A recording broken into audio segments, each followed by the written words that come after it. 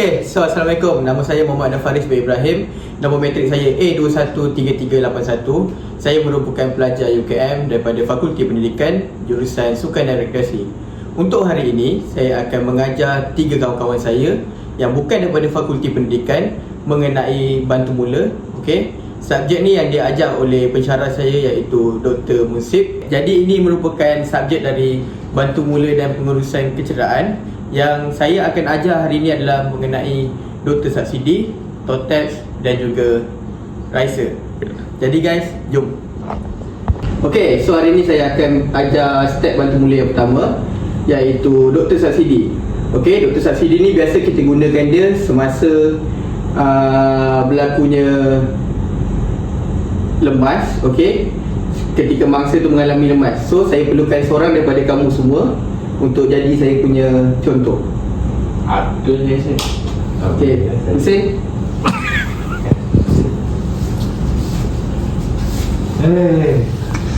Macam ni? Okey, sini sikit Hussein. Okey, jadi saya nak kamu semua bayangkan Hussein ni berada dalam keadaan lemas. Okey, dia mandi kolam ataupun dia mandi pantai. Jadi sekarang ni dia dalam keadaan lemas. Jadi kita akan menggunakan bantu mula iaitu Dr. Subsidi. Jadi apa itu Dr. Subsidi? Dr. Subsidi ni bermaksud danger. Okey, pastikan sebelum kita melaksanakan bantu mula dekat Hussein, pastikan kawasan kita ni tidak ada objek-objek yang tajam ataupun yang berbahaya. Alright. Contoh, kalau kita berada di kawasan kolam, pastikan kawasan ini adalah kawasan yang baik untuk kita melakukan bantu mula. Okey, seterusnya R. R ialah respon. Kita perlukan respon daripada mangsa. So, kita perlu panggil nama dia, Hussein. Hussein. Jadi kalau beliau tidak menyahut kita punya panggilan, kita boleh tepuk dia, Hussein. Hussein.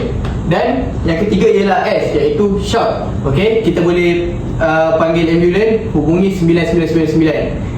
Okey, seterusnya airway. Airway ni kita kena pastikan tiada benda asing ataupun tiada gigi yang patah ataupun tiada objek yang ada di dalam mulut mangsa. Jadi cara kita nak buat airway ni ialah, first kita kena dongakkan muka dia. Kita pegang satu tangan dekat dahi, kemudian kita pegang satu lagi tangan dekat dagu, kemudian kita check. Kalau terdapat gigi yang patah ataupun terdapat benda asing di dalam mulut dia, kita perlu congkel untuk keluarkan. Kemudian ketiga ialah yang seterusnya ialah breathing. Breathing ni kita perlu menggunakan kita punya deria, iaitu rasa, dengar dan juga lihat. Kalau kita lihat pada mangsa tidak dapat membukakan mata, alright, tiada pernafasan. Jadi kita kena buat apa? First, kita tengok dulu, adakah pergerakan yang ada di bahagian dada dia. Jadi dada dia tiada pergerakan, maksudnya dia tidak dapat membuat pernafasan. Kemudian kita boleh mendengar di mulut dia. Sekiranya terdapat bunyi pernafasan, maksudnya mangsa masih lagi bernafas. Tapi sekiranya tiada, jadi kita boleh melakukan step yang seterusnya ialah circulation, iaitu CPR. Jadi untuk mangsa yang kita tengok pada baras umur dewasa atau remaja ini, kita boleh melakukan CPR dalam kiraan 30/2. 30/2 tu bermaksud 30 tekanan dan 2 tu ialah kita akan bagi pernafasan daripada mulut ke mulut. Right. So saya akan tunjukkan cara kita nak buat CPR. Okey, kamu semua boleh mengangkat dua tangan kamu. Okey, satu tangan di hadapan dan satu tangan di belakang. Kita letakkan macam ni dan kita tutupkan dia. Jadi kita tidak boleh CPR di bahagian kanan beliau, sebabkan kita punya jantung berada di bahagian kiri. Jadi apa yang perlu kita buat ialah kita menurunkan tangan mangsa. Okey, kita letak tangan kita di sini dan kita akan buat dalam kiraan 30/2. Pastikan tekanan yang kita buat kita tekan dalam kedalaman 5 ke 7 inci. Okey, dan pastikan posisi badan kita berada dalam keadaan yang sesuai. Jangan kita tekan dalam keadaan kita body kita macam ni. Pastikan body kita berada dalam keadaan yang sesuai. Dan kita akan buat 1, 2, 3, 4, 5, 6, 7, 8, 9, 10. 1, 2, 3, 4, 5, 6, 7, 8, 9, 10. 1, 2, 3, 4, 5, 6, 7, 8, 9, 10. Kemudian kita akan buka mulut beliau dan kita akan tiup selama 2 kali. Kalau mangsa tidak dapat sedar lagi, kita kena teruskan balik CPR tu. Alright. So sekiranya kita dah buat CPR, mangsa dalam keadaan dah sedar. Okey. Jadi contoh buat dah sedar, kita batuk-batuk tu. Okey, contoh mangsa dah sedar daripada lepas tadi, apa yang perlu kita buat adalah recovery position. Kita akan letakkan tangan mangsa, tangan belah kiri, kita ambil belah sini. Okey, kaki kiri kita angkatkan macam ni. Kemudian kita tolakkan dia. Okey, bagi air yang dia hirup semasa dia lemas tu keluar. Okey, pastikan kita buat ni dalam keadaan jantung dia berada di bahagian atas. Okey, so kamu semua boleh faham untuk Dr. Safsidi? Faham, cikgu. Okey, so itu sahaja untuk Dr. Safsidi. Kita akan jumpa untuk Tortex dan juga Riser. Alright? Okey, seterusnya saya akan mengajar bantu mula yang kedua, iaitu Tortex. Jadi saya perlukan Cho untuk menjadi contoh saya. Okey, jadi kamu semua bayangkan Cho ni merupakan satu pelajar yang mengalami sakit di bahagian ankle akibat daripada kecederaan sukan. Okey, jadi Tortex, T. Apa maksud T? T tu bermaksud kita kena talk dengan dia. Okey, contoh Cho sakit kat kaki kiri ke kaki kanan? Kaki kiri. Jadi kita perlu talk dengan dia, tanya keadaan dia macam mana. Alright. So yang kedua ialah observe. Kita perlu check kawasan ni. Okey, terdapat bengkak ataupun pendarahan ataupun macam mana. Faham? Dan seterusnya ialah touch. Kita perlu sentuh. Okey, cuma kita tak boleh sentuh dalam keadaan yang terlalu kuat, takut mangsa terkejut dengan kesakitan tu. Faham? Yang seterusnya ialah active movement. Active movement ni kita akan minta Cho untuk menggerakkan keadaan yang dia cedera. Okey, Cho, cuba gerakkan. Boleh ke tak? Okey, kalau kita tengok sini dia boleh menggerakkan tapi terdapat kesakitan. Betul? Dan yang seterusnya ialah passive movement.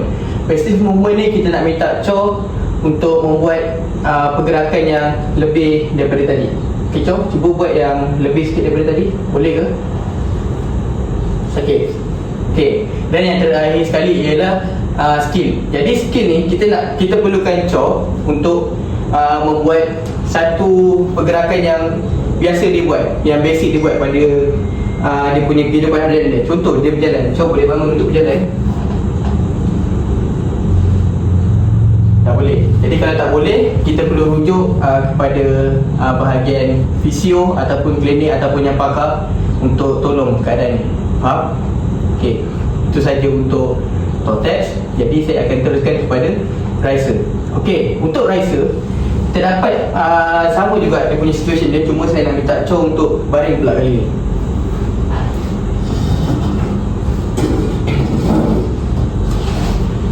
Okey, jadi seterusnya saya akan terangkan tentang Riser. Okey, Riser ni ada 5 cara. Okey, pertama ialah R, I, C, E, R. Jadi untuk R ialah apa? R ialah rest. Kita minta mangsa untuk berehat daripada melakukan apa-apa. Contoh kalau beliau sedang main bola, okey, bila kita dah bawa beliau ke bahagian luar padang, jadi kita minta beliau untuk rehat dan tidak melakukan aktiviti apa-apa. Kemudian apa yang kita perasan dekat sini, okey, beliau mengalami kesakitan di bahagian keting ataupun betis, betul? Okey. Jadi apa yang perlu kita buat? Kita dah nampak ada kesakitan iaitu lebam dan naik. Jadi kita perlu letakkan ice, iaitu bantuan yang kedua ialah I bermaksud ice. Jadi kita letakkan ice di bahagian sini. Okey. Jadi saya ambil plastik ni sebagai contoh ice. Okey. Pastikan bila kita nak letakkan ice, kita tak boleh letakkan ice tu terus direct kepada kulit mangsa. Disebabkan setengah orang mengalami alergik bila ais tu bersentuhan dengan kulit. Jadi untuk selamat, kita pastikan ada lapisan lah untuk kita letakkan ais tu. Dan kemudian yang kedua ialah compression. Okey, selepas kita dah letakkan ais, pastikan ais kita letakkan dalam masa 15 ke 20 minit. Kita tak boleh letakkan lebih daripada itu sebabkan kita nak mengelak daripada berlakunya burn out daripada kulit beliau. Okey, selepas kita dah selesai letak ais, kita boleh balut kaki mangsa untuk compression. Itu merupakan cara yang ketiga untuk Riser lah. Jadi kita boleh balut kaki mangsa. Okey, contoh kita menggunakan bandage, kita balut kaki mangsa. Okey, saya menunjukkan contoh yang ringkas lah. Okey, untuk kita nak balut ni. Okey, pastikan bila kita dah balut, okey, ada pin, kita pinkan dia. Okey, so yang kedua ialah elevation. Elevation tu maksudnya apa? Selepas kita dah balut kaki mangsa, pastikan kaki mangsa ni kita naikkan sedikit, okey, supaya kesakitan ni dapat dikawal secara baik lah. Alright.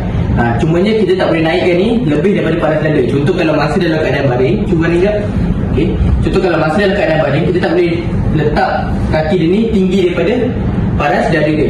Okey, paras normal ialah dalam keadaan macam ni dah okey.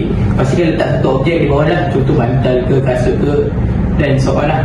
Dan akhir sekali selepas semua ni dah selesai, kita boleh rujuk pada yang pakar, kepada fisio ataupun klinik, supaya mereka semua boleh rawat apa sebenarnya sakit yang terdapat pada mangsa ni. Faham? Jadi bantu mula ini ialah perkara yang kita boleh bantu ataupun kita boleh selamatkan nyawa orang pada peringkat awal. Jadi selebihnya kita rujuk kepada yang lebih pakar. Faham? Okey. Jadi antara kamu bertiga, boleh tak tunjuk saya satu cara yang kamu faham daripada Dr. Safsidi, daripada Totex dan juga Raisa, apa yang kamu semua faham? Boleh tak? Saya dah cuba saya. Awak nak cuba? Awak nak cuba yang mana? Raisa. Awak nak cuba Raisa? Okey, boleh? Boleh tak explain ke saya balik? Okey, boleh. Okey, nampak contoh kan tak nak explain? Saya explain je. Okey, explain. Silakan. Okay, Raisa ni dia ada R-I-C-E-R. Alright. R untuk rest. So Okay. masa ni dia pasti mengalami cedera, Okay. lebam ke, kita kena pastikan dia rest dulu daripada kecederaan tu. Alright. Okay, lepas tu lepas dah kena pasti apa, kita ambil ais. Okey. Ais kita letak, tapi kita tak boleh letak secara direct. Okey. Sebab kadang ada masa yang allergic pada ais. So kita kena lapik dulu, Okey. letak. So jangka masa dia dalam 15 hingga ke 20 minit je, sebab tak nak bagi kulit tu burn out orang lama. Okey.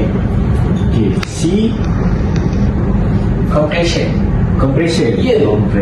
Compression ni kita kena balut. Pastikan kita balut dalam tak terlalu ketat, tak terlalu longgar, sebab bagi untuk selesa je. Okay, lalu nanti akan mengembangkan ke tempat dia sakit tu. Okay. So next E, elevation. Elevation tu dia kata kita kena tinggikan kaki. Kalau contoh kalau masa baring, cuba baring je. Okay. Baring kita tak boleh tinggikan hingga ke lebih paras dada. Kita paras normal je. So kita akan lapik benda lah letak bawah ni. Okay. So referral.